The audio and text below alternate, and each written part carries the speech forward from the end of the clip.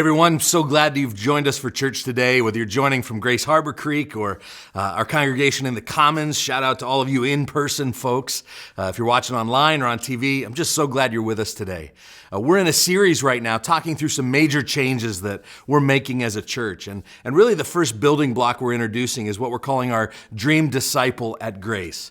Now, historically, the church hasn't been great at determining kind of a proper scorecard to assess how we're living out Jesus' Great Commission.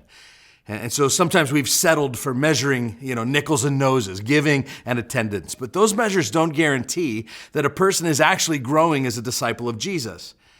And so we can't measure maturity only by participation in Christian programs. Now, the temptation is to let the pendulum swing to another ineffective way to measure discipleship, which is to try to measure your internal devotional life alone. Are you praying every day? Are you fasting? Are you reading your Bible? Are you giving to charity? Whatever. And if you're doing all those things, then you're a disciple. And again, you can be doing all these things, and it doesn't guarantee that you're actually becoming more and more like Jesus. We all know the guy who knows his Bible inside and out and is also the crankiest person you've ever met. And you're like, dude, it's not working, right? The truth is, your sanctification is not measured by your devotional life. It's measured by your actual life.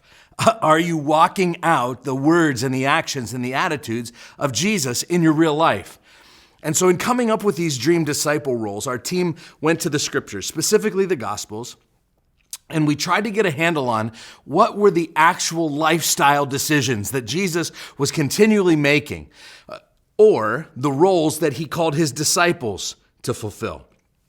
And we came up with these 4 roles. And then we tried to put modern words to them so that they're accessible and we can get our minds around them. And so we're calling these 4 roles our dream disciple. And we're taking one per week through this series. They're compassionate storyteller, savvy follower, intentional friend, and embedded influencer. Now, last week we talked about what it means to be a compassionate storyteller. And today I want to talk about savvy follower. And each of these roles comes with questions and accountability tools, and they're going to help you to embody that role. So last week we said that compassionate storyteller means I know God's story, my place in it, and I'm motivated to tell the people in my life. Now here's today's second role and our big idea. It says, as a savvy follower, I will discern God's voice and follow his lead at the right time in the right way. So in all of our feedback meetings, this is the role that requires the most explanation. It was the hardest one really for us to put words around. But when our leadership teams studied the Gospels and tried to figure out what Jesus did, regularly when it came to living out his kingdom, some version of this idea kept coming back on every list. And so we landed on this word savvy because it seemed to represent the idea best. So when you read through the life of Jesus over and over again, you'll see examples of him doing and saying things that were unexpected, maybe even things that didn't make sense in the moment. But in the end, they turned out to be exactly what that moment called for. Sometimes those things even seem to contradict each other. Like there were times he sat at tables, there were times he prepared tables, there were times he flipped over tables. His parables made sense to some, but were confusing to many. He knew when to engage crowds and when to retreat from crowds. He knew when to announce his miracles and when to keep his miracles a secret. He knew when to play defense with Satan by quoting scriptures and when to go on the offensive and to cast him out. He knew when to give Caesar what was Caesar's and when to pick a fight with Caesar. He knew when to demonstrate signs and wonders and when to withhold them because people were becoming too dependent upon them. All along, he kept repeating this phrase that seemed to be kind of a guiding light. He says, I'm just doing what my Father tells me to do. So there wasn't this like clear black and white playbook. If A happens, always do B. But a discernment in the moment responding to God's leading. And so the word that we came up with to describe this characteristic was savvy. Savvy means wise, thoughtful, sensible. Spiritual savvy means having the perspective of God on the inside and then allowing it to shape what happens through you on the outside. It so clearly characterized all of Jesus' ministry, but I think it's a bit lost in our time. We seem to have lost all nuance when it comes to when and where to demonstrate our faith, when and where to talk about our faith. It's easier just to go to the never or always approach. Like I'm going to be private and I'm never going to talk about my faith, or I'm just going to be on blast 24/7. And we see Jesus being almost coy at times about where and what he does and says. I'll give you a personal example. that created a lot of guilt in me over the years. Some of my mentors in ministry used to tell stories at every conference about flying on airplanes. And they used each airplane flight as an opportunity to witness to the person in the seat next to them. According to them, people were getting saved on those airplanes left and right. And I used to feel guilty every time I got on an airplane because the person next to me wasn't kneeling for the sinner's prayer by the time we started our final descent. And after all these years and all this guilt hanging over my head, I've realized a couple things. First, for most people, the seat on an airplane is not the best social space to hear about the words and works of Jesus from a total stranger. It's not just not the best place to witness necessarily. Second, when the time is right, God will open a door. And so probably 4 or 5 times over the years, I've had the chance to share the gospel with somebody on an airplane. But it flowed very naturally out of our conversation. It wasn't forced, and I could sense the presence of God all over it. And some people will say, well, that's just a cop-out. Like, you need to be bold all the time, every place, no matter what that other person thinks and whether they like it or not. And other people are saying, you idiot, you should never share the gospel on a plane. In fact, you should never even take your headphones off. My point is this. It's not cut and dry. And it's not an introvert and extrovert thing. It's spiritual savvy. It's being able to listen to God, discern the promptings of God, and then do the right thing at the right time in the right way. And this doesn't just apply to sharing the gospel. It applies to every other aspect of Christian discipleship. Having a conversation with your spouse, serving the poor, helping a neighbor. It's a receptivity to the leading of God and His Spirit. And so I want us to be able to say with Jesus, I'm just doing what the Father tells me to do. And so I want to explore this idea of being a savvy follower and to take you to a few texts that demonstrate this truth. And so let me frame it this way. These are 3 declarations of a savvy follower. And so I want you to turn first to a passage that you've probably heard before over in Matthew 10:16. It's the first book of the New Testament, Matthew chapter 10:16. And here's the first declaration. It's, I will be shrewd, but with integrity. I will be shrewd, but with integrity. Here's what Matthew 10:16 says. Jesus is saying this to his disciples. He says, behold, I am sending you out as sheep in the midst of wolves. So be wise as serpents and innocent as doves. So that's an interesting language, isn't it? A lot of animals, sheep and wolves and serpents and doves. He's using similes here. Remember your literature days? Similes are these figures of speech that compare two unlike things. And he's using these similes to instruct his disciples about how to live their lives on mission in the world. Matthew's gospel here is moving into a pretty sobering section about following Jesus. He's commissioning his disciples and sending them out. There's great excitement around that. But he's saying that there's also going to be times when you're handed over to local authorities and flogged. He says persecution is going to come for you. Certain people will reject you. Like there's a cost to this life. And so just a minute ago, the disciples were all excited as they thinking about the impact that they were going to be making on mission. And now Jesus is describing this opposition that they're going to face. They're going to become targets of cultural backlash. And right in the middle of this pep talk of sending them out, he drops verse 16. I'm sending you out like sheep among wolves. And if you were an actual physical shepherd in the Middle East with real sheep, you wouldn't do this. Like the shepherd's job is to keep the sheep safe from wolves at all costs. And the good shepherd, Jesus, will keep you under his care also, but just not in the perfect comfort and ease maybe that you imagine. There will be risks to following him. And here's what's required to live as sheep among wolves. He says, you need to be wise as serpents and innocent as doves. He wants them to exhibit great skill, savvy, spiritual acumen, wisdom, but without sinful compromise. So be blameless, be pure, be holy. And also be smart and be wise and be shrewd.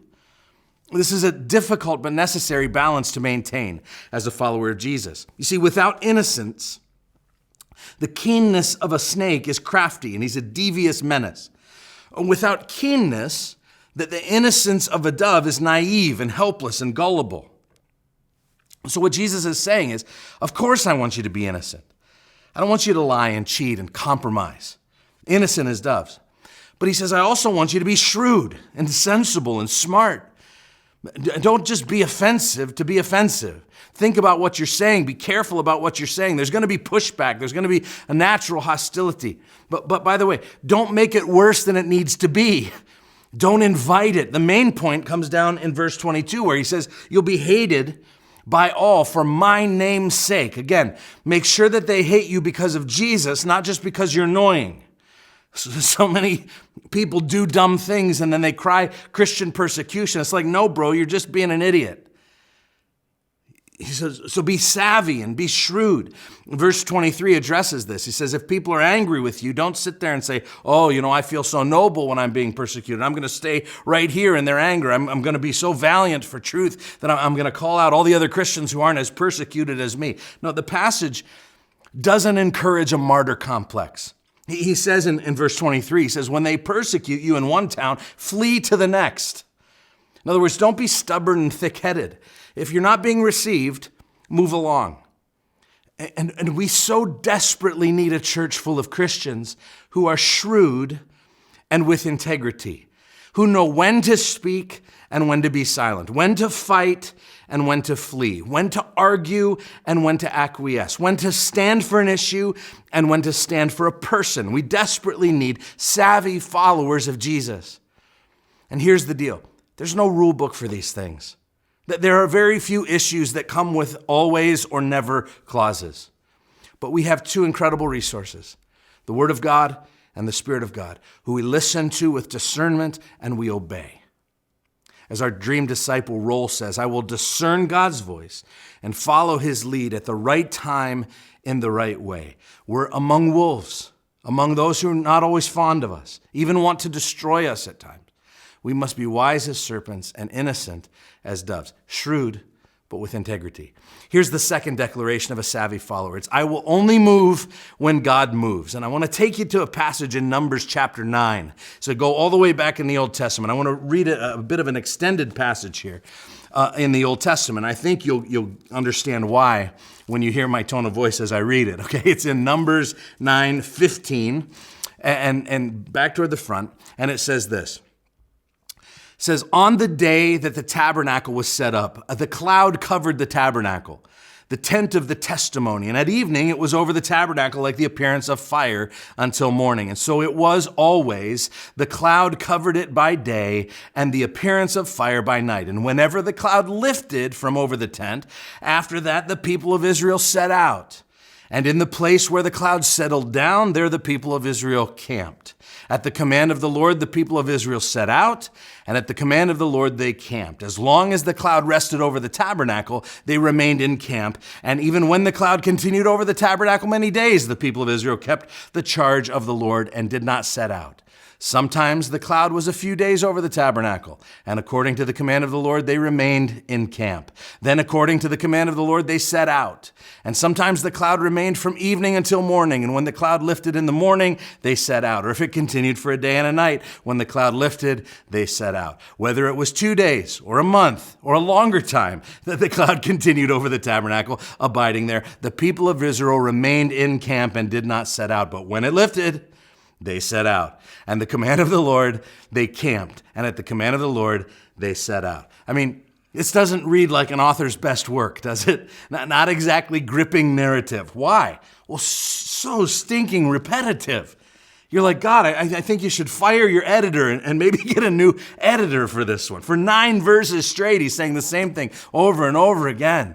He set out, he stayed in camp, they set out and they stayed in camp, they followed the cloud. Why? Maybe there's a reason. Why? What's happening?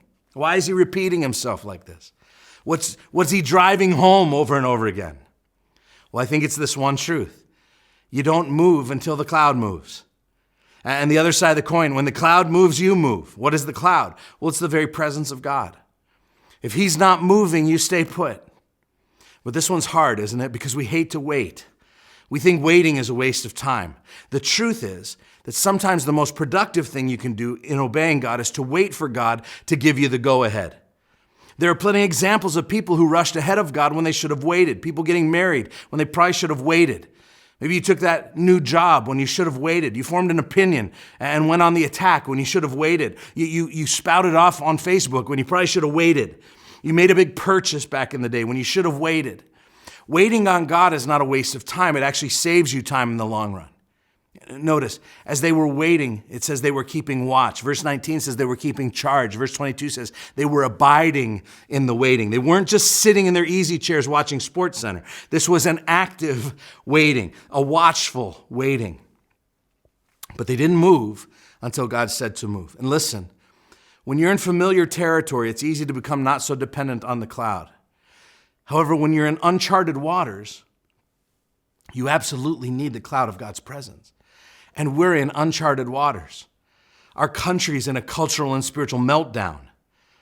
Like in our lifetimes, most of us have never seen anything like this. The division, the turmoil, the depravity, the moral collapse, the corruption of government, the corruption of businesses, and the corruption of even science, and the corruption of the church. Like we're headed into 2024, an election year with the world at war and with the threat of more global health scares and economic collapse. Like this is uncharted water for most of us.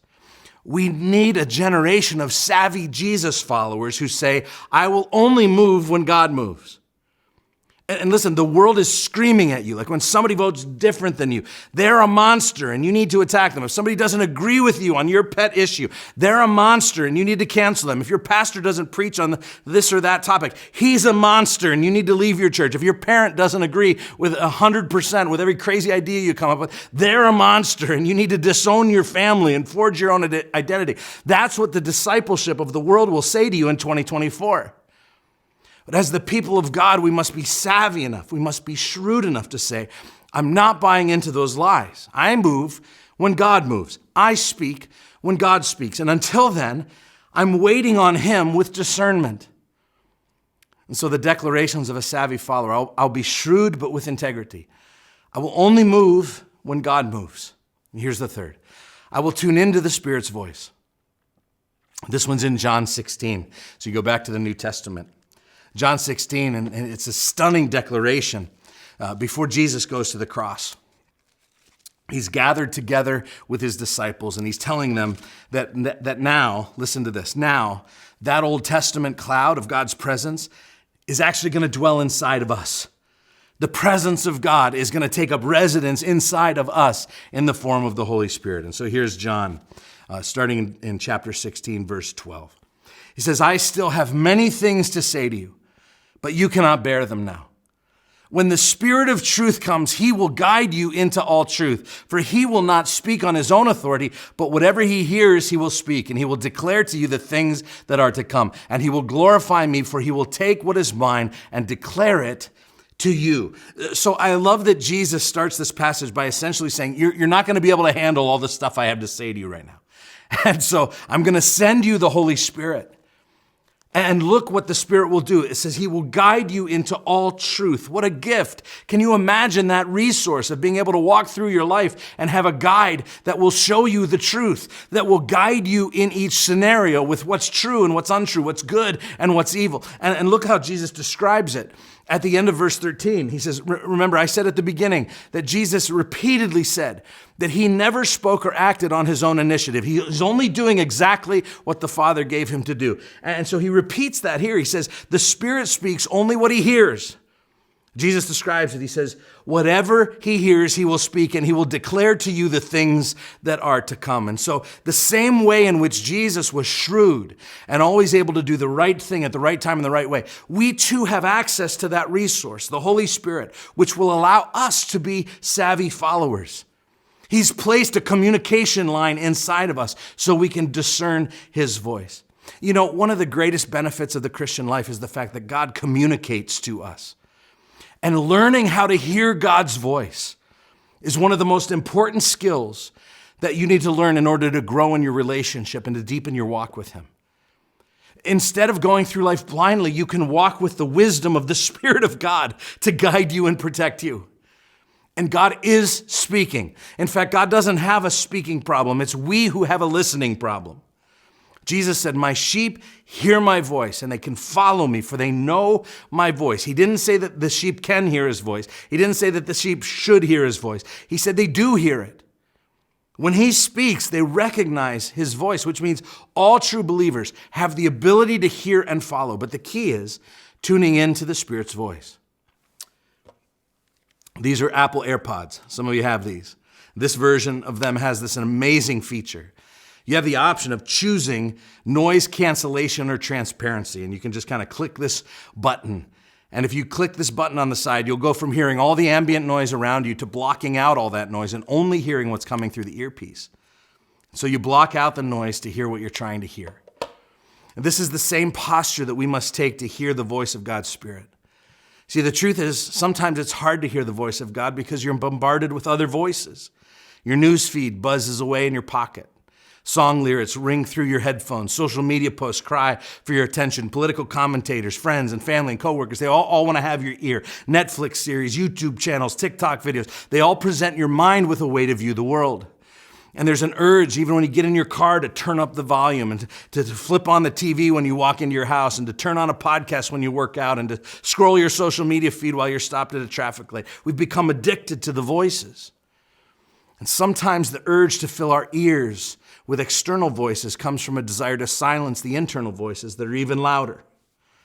The voices of lust, the voice of worry, the voice of shame and guilt, the voice of regret, of revenge, fear, rage, voices that say you stink as a parent. You'll never love your husband like you used to. You're not good enough to pursue that career path. You would lose your friend forever if you told him what you were really thinking. You don't have time to get involved and advance your spiritual life. Sometimes we're just too afraid to be alone with the voices in our head, and so we reach for our devices and we turn up the noise. But what if you could tune in to the life-giving voice of God, like noise-canceling headphones that drown out the ambient noise so that you can listen clearly to his voice? What if you could silence the world's voice? What if you could silence the devil's voice? What if you could silence your own voice and just truly tune into the voice of God? I remind you today that he's kind, and he's loving, and he's inspirational and wise and healing and convicting without being condemning. The Spirit of God is constantly speaking, but few are tuned in to listen. See, for many of you, your lifestyle is too busy and noisy, and it's not conducive to hearing the voice of God.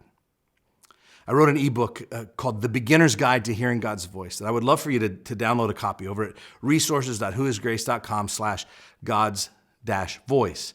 And it really explores the variety of ways that God still speaks through his word, through promptings, through pictures, through trustworthy people, through circumstances, through the example of others. But here's the thing. If you're going to listen to God's voice, it takes time. It takes intentionality to tune in to the Spirit's voice. Even for Jesus, it did. How did he know the voice of God in such a way that allowed him to make statements like, I only do the things that the Father tells me to do? Well, I want you to listen to this verse from Luke 5:16. It says, but Jesus often withdrew to lonely places and prayed. Guys, he led one of the busiest lives in history. Don't kid yourself.